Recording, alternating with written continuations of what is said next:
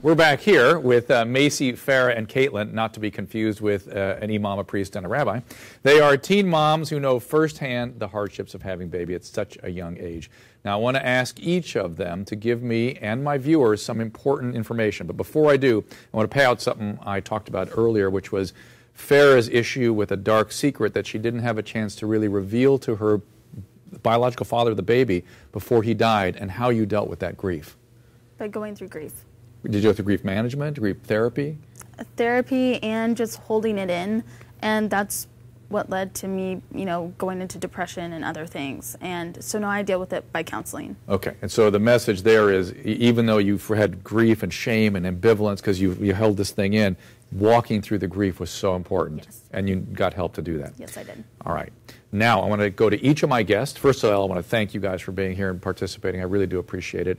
I want you to give, direct to camera, to each of my viewers, the single most important piece of advice about being a teen mom. This is for teenagers or moms, and how they what you learn from that and what they can learn from you. MACI, let's start with you. I think that mothers should use our program to open the conversation about sex, because it's going to be much easier to have the hard conversation of sex than to have a very, very hard conversation in 9 months. Excellent. Farah? I'm urging mothers and dads who have teen parents right now, or teen parents, teens, before they become parents, to watch this show, our 16 and Pregnant and our Teen Mom shows, to help open up the conversation so that they can prevent their teens getting in relationships and then ending up with a child while they're still a child. I can't even talk. That was well said, though. Caitlin. Okay, well, my number one thing would be for parents also is to teach your kids how to use protection if they are having sex, and just try to be open with them and talk about everything.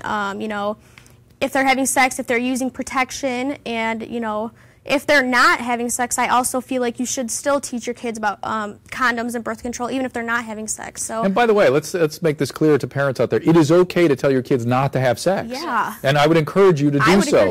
Delaying is the goal here. That one of the big problems here, kids are having sexual relations before they are biologically, emotionally ready to manage this, both from the standpoint of planning the consequences and from dealing with all that ensues. And you guys agree with me on that? I agree. All right, listen, I just want to wrap up with a couple points. But first of all, thank you, MACI, Farah, Caitlin, for joining me. It's great to see you guys as always.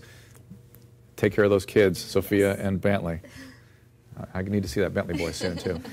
Now, my intention is not to demonize teen mothers, rather present the realities of children having children. It's tough, and it will be for a long time. Having a child is a life-altering event for anyone, especially teenagers. Parents, as we've said, please talk to your children about having babies and about physical relationships. It's a conversation you will not regret. Kids, stop and think hard about what you're doing. That's the purpose of this day.